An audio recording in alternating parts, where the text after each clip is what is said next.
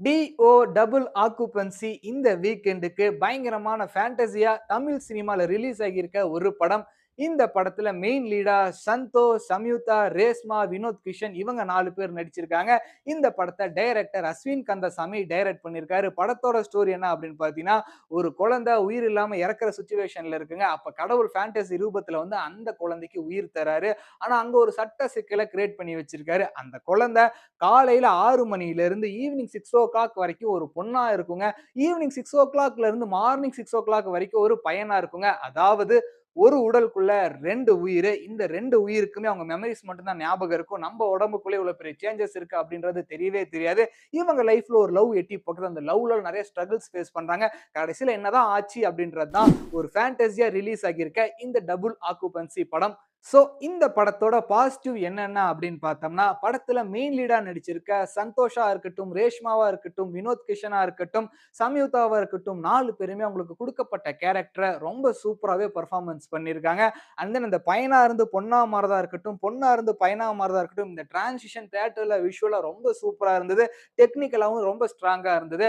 ஒரு சிச்சுவேஷன்ல ஒரு பையனும் ஒரு பொண்ணு கிஸ் அடிக்கிற சீன் வருங்க. அப்ப திடீர்னு அந்த பொண்ணு பையனா மாறுறப்ப அங்க ஒரு ஃபைட் சீக்வென்ஸ் வரும். அது எல்லாமே ரொம்ப சூப்பராவே சீனை வந்து கம்போஸ் பண்ணியிருந்தாங்க. தியேட்டர்ல பார்க்கறப்போ என்ஜாயபிளா இருந்தது. விடிவி கணேஷ் அங்கங்க வராரு. சில காமெடிய பிளேஸ் பண்றாரு. ஆடியன்ஸும் அதுக்கு சிரிக்கிறாங்க. கொஞ்சம் கொஞ்சம் அடல்ட் ஜோக்லாம் சொல்ல வராரு. அதெல்லாம் அவாய்ட் பண்ணி இருந்திருக்கலாம். அதெல்லாம் பண்ணியிருந்தா இன்னும் கொஞ்சம் நல்லா இருந்திருக்கும். சாம் சிஎஸ் இந்த படத்துக்கு மியூசிக் பண்ணியிருக்காரு. ரொம்ப அழகாவே மியூசிக் பண்ணியிருக்காருங்க. டைரக்டர் அஸ்வின் கந்தசாமி அவர் எடுத்துக்கிட்ட இந்த ஸ்டோரி லைன் ரொம்ப டிஃபரெண்டா இருந்தது. தமிழ் சினிமால யாரும் டச் பண்ணாத ஒரு லைனா இருந்தது.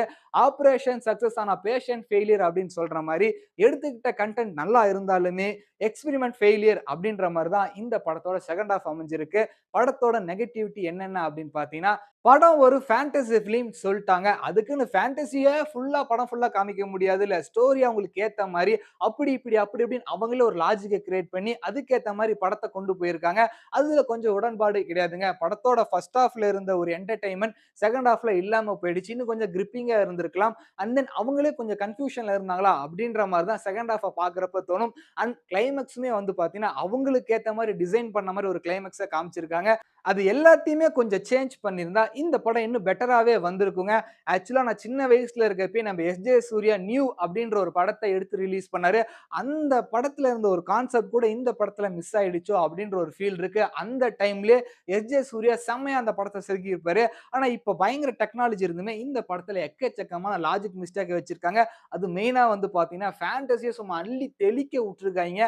அதெல்லாம் கொஞ்சம் கம்மி பண்ணியிருந்தா இந்த படம் இன்னுமே சூப்பரா வந்திருக்கும். ஆடியன்ஸ்க்கு இன்னுமே இந்த படம் புடிச்சிருக்கும்.